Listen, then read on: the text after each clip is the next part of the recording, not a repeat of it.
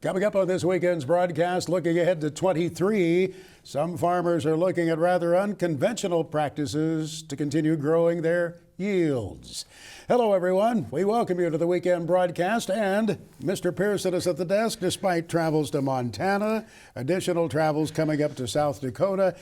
You don't go to Florida and Louisiana this time of year, do you? I don't, but I'd be open to it if somebody's got that potential. But no, it's great to connect with growers here this time of year especially, Max. We're in the meeting season. We'll find out more in just a few minutes. We were out under the clear, sunny sky on a warm day in western Kentucky the other day, recording for the Total Acre Farming program out there with Randy Dowdy, David Hewley, involved in working with farmers to try to boost their yields.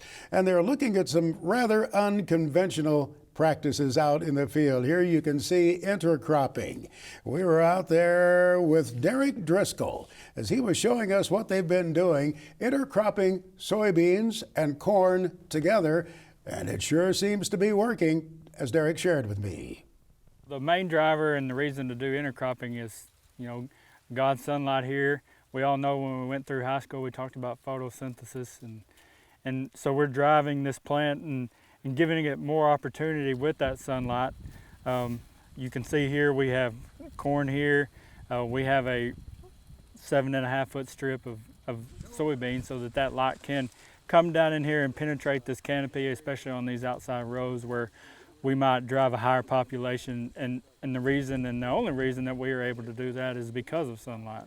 And then on across the field, you have more rows that benefit, in essence, as an outside row. Yeah, so we're trying to maximize the number of outside rows that we can get in a field. So in 2019, we did 60 foot of corn, and we found out that the yield was coming from those outside rows. That's where we needed to be at. So in 2020, we were at 8 rows of corn and 20 foot of soybeans. Had a tremendous amount of success in 2020.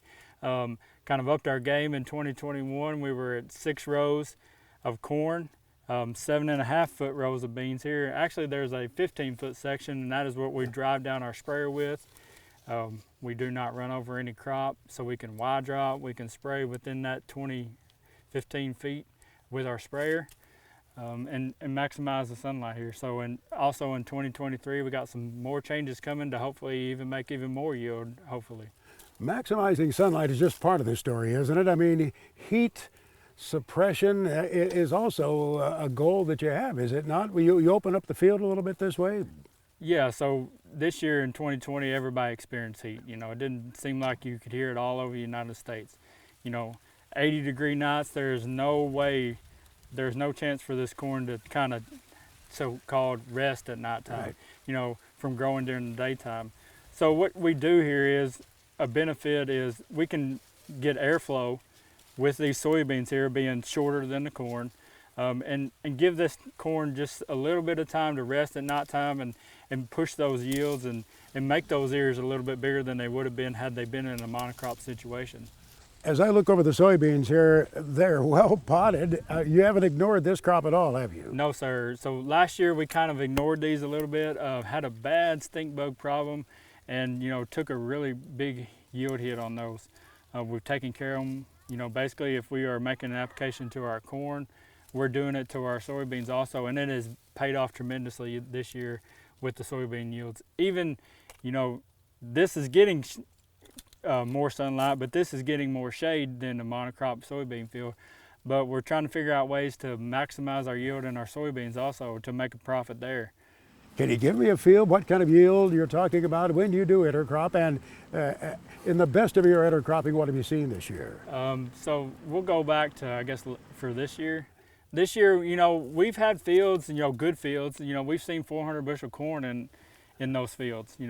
So that was really exciting to see. Didn't really expect to see that. With next to no rain. With next to no rain, for sure. Soybeans, I don't get to do a lot of the combine and soybeans. I mainly stick to the corn, but I've heard them say that that's not uncommon to see some 60, 70 bushel beans in this situation here. Derek Driscoll, farming with his father-in-law, Gene Cash, and his brother-in-law, Nick. And there are some future farmers coming along. Samuel, age 7, was out there checking over the corn with me. And Charlie, I want to tell you, Charlie at age 10 is a smooth operator, very safe operator. I rode along with him at the Gator, and then he was out there in the big tractor. He can handle it. There's no doubt about it. Well schooled in equipment operation.